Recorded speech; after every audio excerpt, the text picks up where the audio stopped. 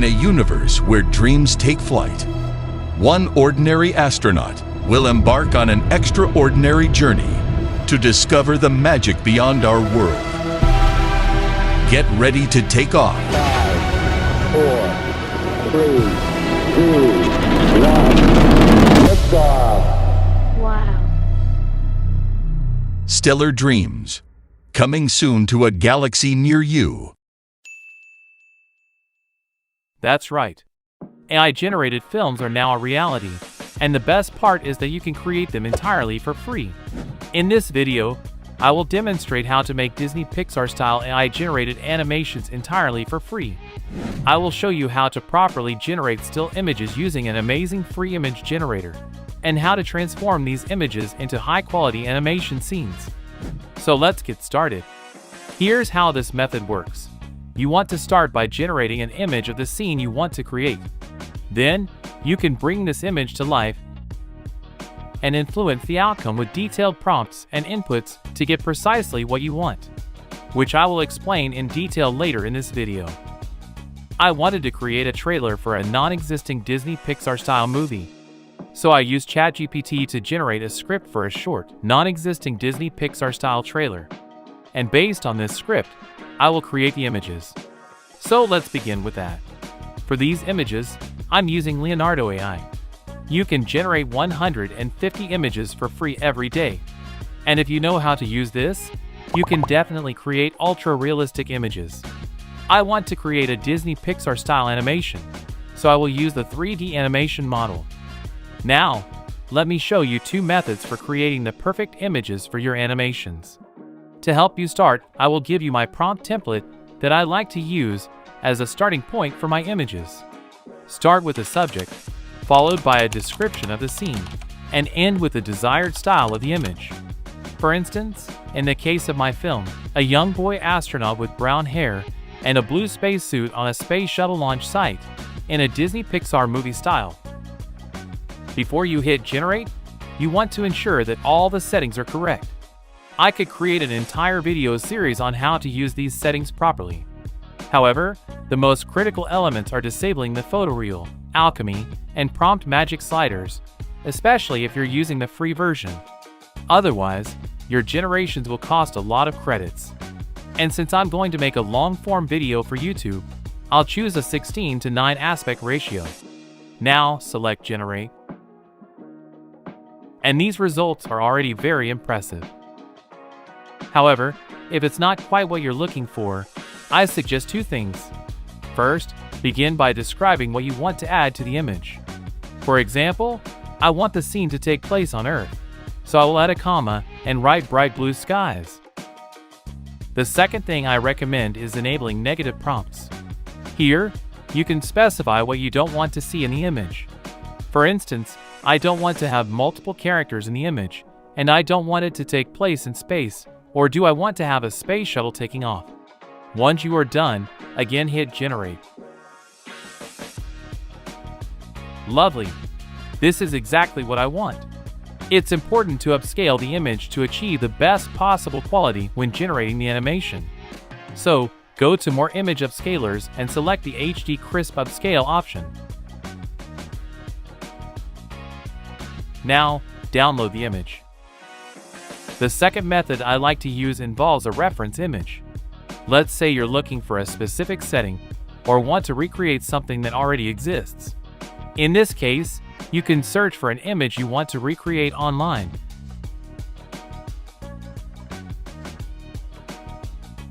And input it into the image input section of Leonardo. Then, simply use the same prompt template as a starting point.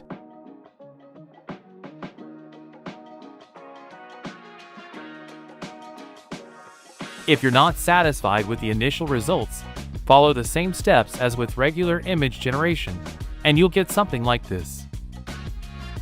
Now, let's bring these images to life. To do this, I'll use Pika Labs. Simply visit their website and select Join Beta, and you'll be directed to Discord.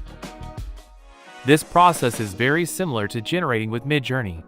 Pika Labs has multiple generation rooms where you can start creating videos. However, since many people are active in these rooms, it's easy to lose track of your generated videos. So, I recommend opening a private chat with the Pika bot. To do this, simply right-click on the Pika bot in the top right corner and select Message. This way, you'll see only your own generations. To begin generating, type // and select Animate. Here, you can upload the image you created with Leonardo. The next step is to start with your prompt. And this is where it gets a bit technical, so pay close attention. You want to start with a written prompt and follow a similar prompt template I used in Leonardo. Again, start with the subject, so a young boy with brown hair and a blue spacesuit. Next is the scene. However, now you want to give a description of the scene, really focusing on the movement.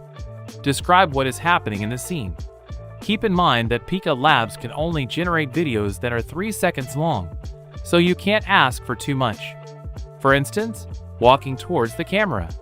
And again, end with the style of the video. Next, you want to paste these 6 metrics. Behind these metrics, you can fill in a couple of different things to influence the outcome of the generation. The first one is your negative prompt. Again, this works very similarly to the negative prompt of Leonardo. Here, you can fill in what you don't want to see in the video. For instance, the boy walking away from the camera. However, just like with Leonardo, I would always start without a negative prompt and fill it in after your first generation. So let's delete this for now. Next is your FPS, or frames per second.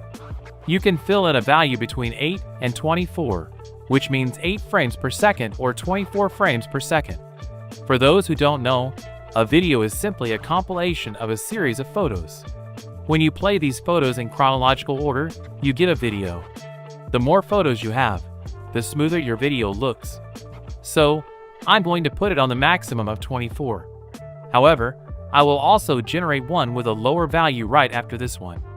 Preferably, you want to have a lower frame rate because when you have a high frame rate, Pika Labs needs to generate a lot more frames, and therefore there is a larger chance of the video getting distorted.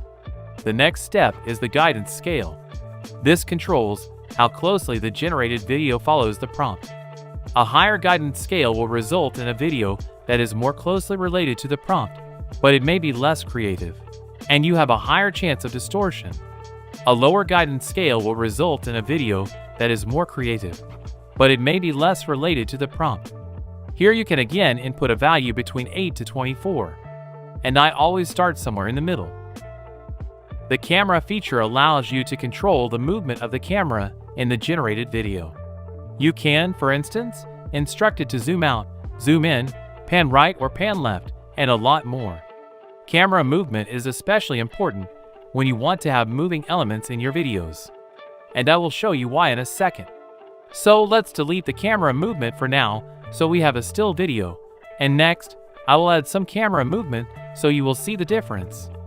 Next is the amount of motion you can add to the generation. You can add anything between 0 and 3, with 0 being very little motion and 3 being a lot of motion. I'd always like to start with 1. The last part is the seed number. The seed is simply a random number that determines the outcome of the video.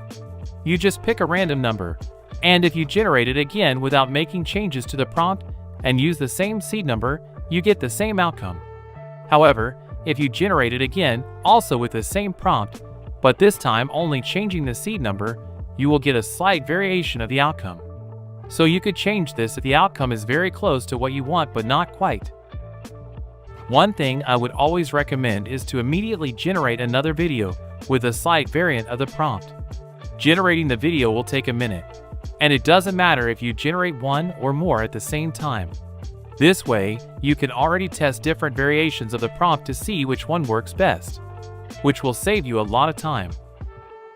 The easiest way to do this is to select the arrows below the generation you just made. This way you can remix the prompt you just made without having to upload the image again and copy the prompt yourself. So let's, for instance, change the frames per second to a lower value to see the difference. Alright, let's see what Pika has made of the video.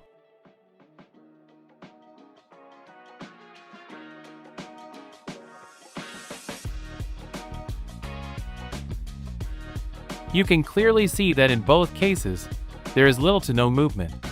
So here is what you want to do. Once again, select the arrows to change the prompt. What I'm going to do is add camera motion to the generation. And this is where you want to pay close attention. I want to make the boy walk towards the camera. If you want to do this, you want to make the camera zoom out.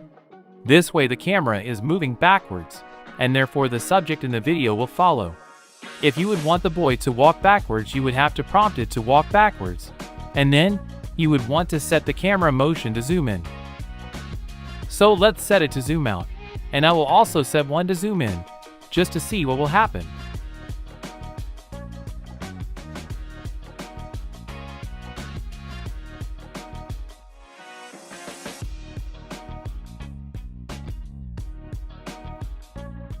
In both cases, the boy is actually moving forward. However, you can clearly see that the camera zoom out version looks much better. However, there is still some odd stuff happening with the boy's right arm and legs. So, the next step would be to add negative prompts. Now you can start to add what you don't want to see or happen in the video, like distortion, adding extra limbs, the boy waving his arms, and a deforming body. I'm also going to increase the guidance scale, so the generation follows the prompt more closely.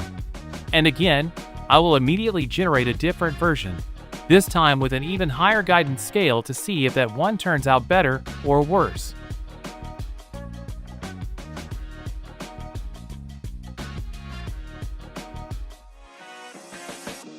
This is already looking very promising. The body movement is looking good, and you can definitely see that the one with the lower guidance scale looks a little better. However, now the face is starting to deform. So let's adjust the prompt again. This time, I want to see if lowering the guidance scale even more results in something better. And I'm going to add another negative prompt, which hopefully minimizes the deformation in the face. And as always, I will also generate another variation, this time with a lower motion value.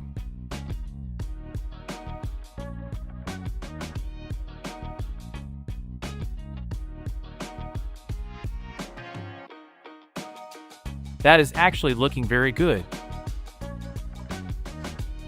You can definitely see that the version with the higher motion value looks the best.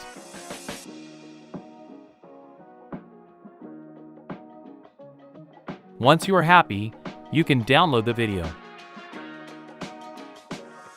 So, these are the basics of how you should use this tool. Upload an image, write a prompt focusing on the video's motion, and start adjusting the values based on the previous generations until you are satisfied with the result. I would always recommend you use a video upscaler to enhance the quality after you downloaded the video from Pixar. This will make a big difference.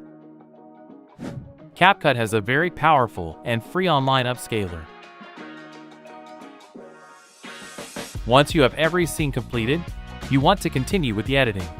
But before you start your editing, you really want to pick the right background song and sound effects for your film. The right background music and sound effects are the most crucial elements that help bring your videos to life. I like to use Epidemic Sound for this, simply because they have one of the largest collections of very high quality music and sounds. And also so I know for sure I'm not going to run into copyright issues. I have put all the links to every tool I used in the description of this video. You also want to generate the voiceover. I always like to use FREEI for this because they have the largest database of super realistic voiceovers available. FREEI has a free trial, but there are also some free alternatives available. For editing, you can use any editing program you like, but I highly recommend CapCut. It's a free and very user-friendly editing software that I use for all of my videos. Simply import all your elements into your editing program and edit the video to your liking. If you don't have any experience with editing, I would recommend watching a couple of tutorials about the program you prefer to use. If you have any questions, feel free to leave a comment, and if you like this video, please consider leaving a like and subscribing. This will help get this video more views, which helps me make more of these videos for you. Thanks for watching, and until next time.